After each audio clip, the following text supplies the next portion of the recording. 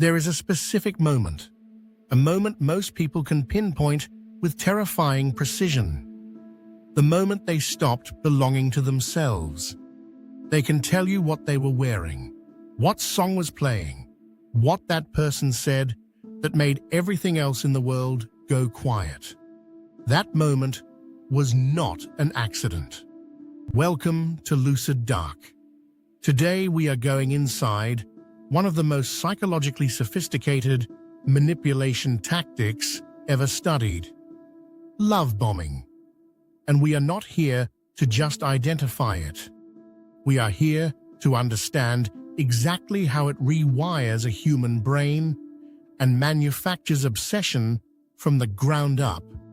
Because obsession does not happen to weak people. It happens to people who were targeted by someone who understood exactly which psychological levers to pull. Let's begin. Love bombing is the deliberate overwhelming of a target with affection, attention, validation, and intensity in the early stages of a relationship.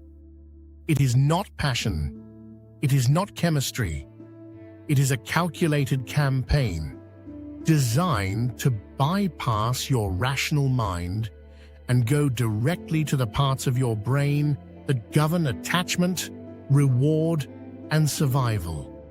The person doing it knows something that most people never consciously articulate.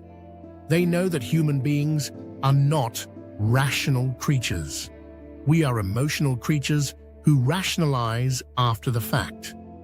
And if you can flood someone's emotional system fast enough and hard enough, their rational mind never gets a chance to evaluate what is actually happening. Think about what love bombing looks like from the outside. Constant messages from the moment you wake up. Compliments that feel unnervingly specific, like this person sees you in a way no one ever has. Plans that escalate quickly. Statements that feel almost too good, too fast. You are not like anyone I have ever met. I have never felt this way before. I think you might be the one. From the inside, it feels like being chosen. It feels like finally being seen. And that feeling is the weapon. Here is what is actually happening in your brain during a love bombing campaign. Every piece of attention, every compliment, every text that arrives exactly when you needed it triggers a dopamine release in the nucleus accumbens. This is the brain's reward center, the same system activated by cocaine, by gambling, by anything that creates that electric feeling of anticipation and reward. But love bombing does not just trigger dopamine, it creates a dopamine feedback loop. Because the attention is not consistent. It is intense, but unpredictable. Sometimes they message you 40 times in a day. Sometimes there is a silence that makes your chest tight. That inconsistency is not accidental. Variable reward schedules are the most addictive pattern known to behavioral science. It is why slot machines work. It is why you cannot put your phone down. And it is why, within weeks, you are checking your phone every 3 minutes hoping to see their name. You are not in love yet. You are in withdrawal between hits. But dopamine is only the beginning. Love bombing also floods the brain with oxytocin, the bonding hormone, the hormone that fires when a mother holds her newborn. When two people share something deeply vulnerable, oxytocin creates the feeling of belonging to someone, of being safe with them specifically, of them being home. A skilled love bomber accelerates oxytocin release through manufactured intimacy. They ask you questions no one has ever asked you. They remember details about your life that feel impossibly attentive. They share vulnerabilities strategically, making you feel trusted, chosen, special.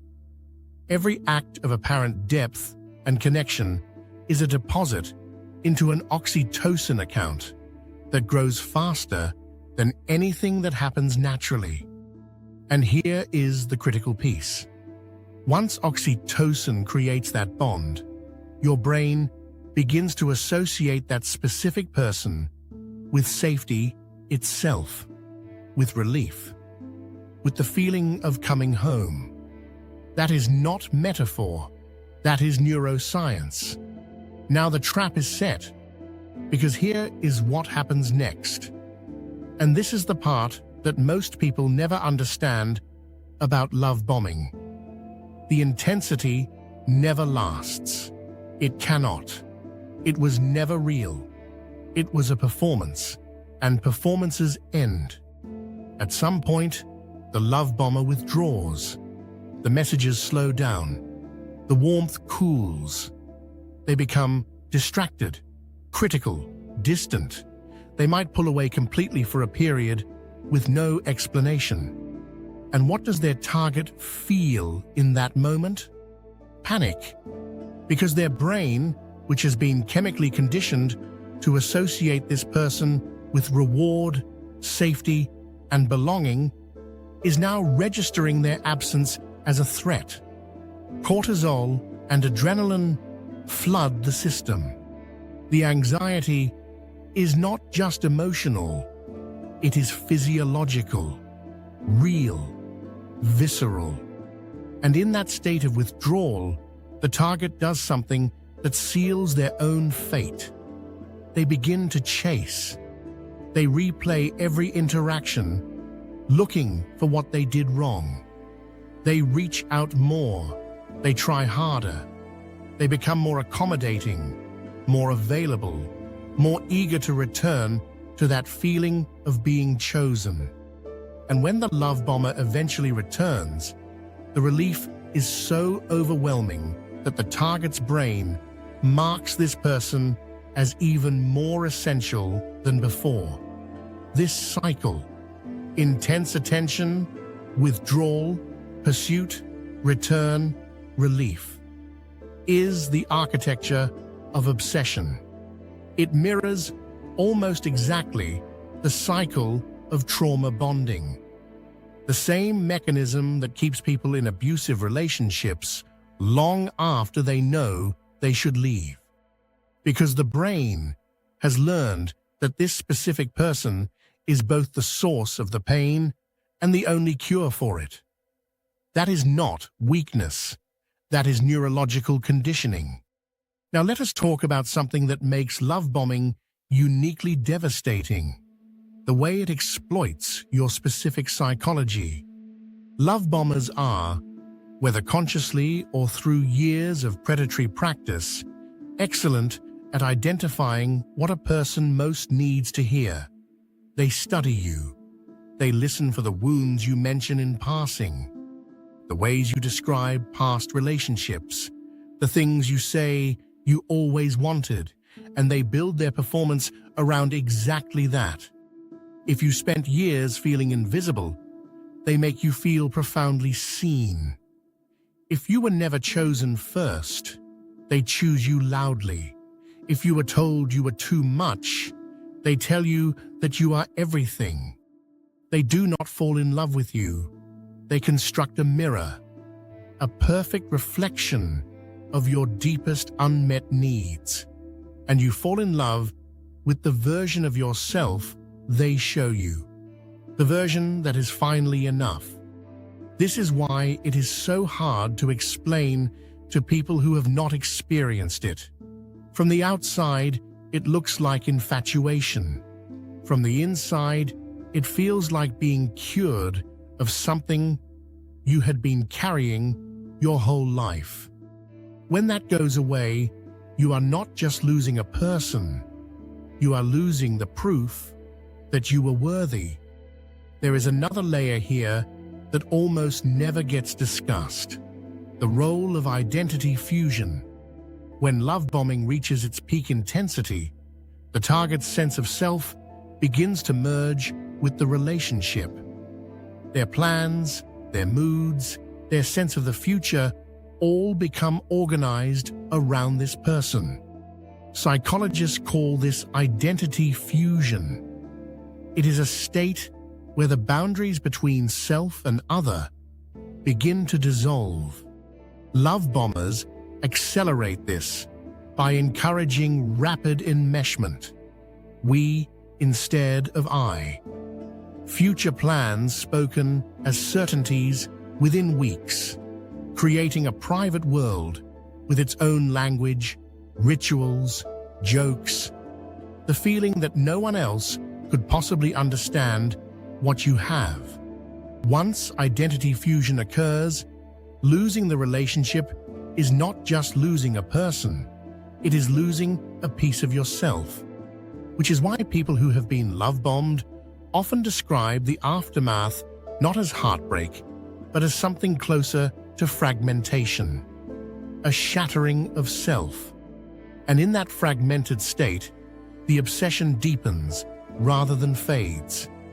Because your unconscious mind is not trying to get them back, it is trying to retrieve the part of yourself you left in their hands.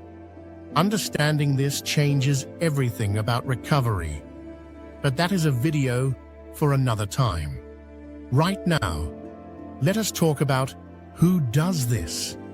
Because love bombing is not exclusive to diagnosable narcissists or sociopaths, though those individuals use it with particular skill and frequency.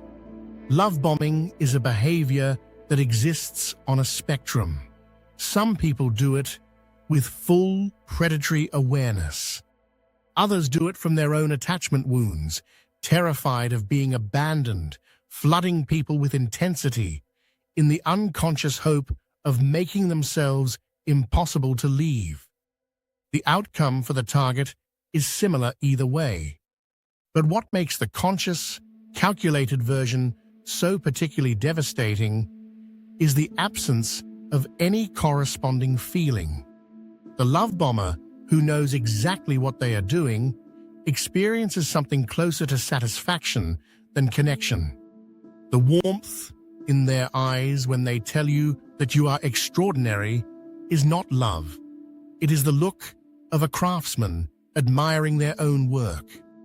You are never being loved.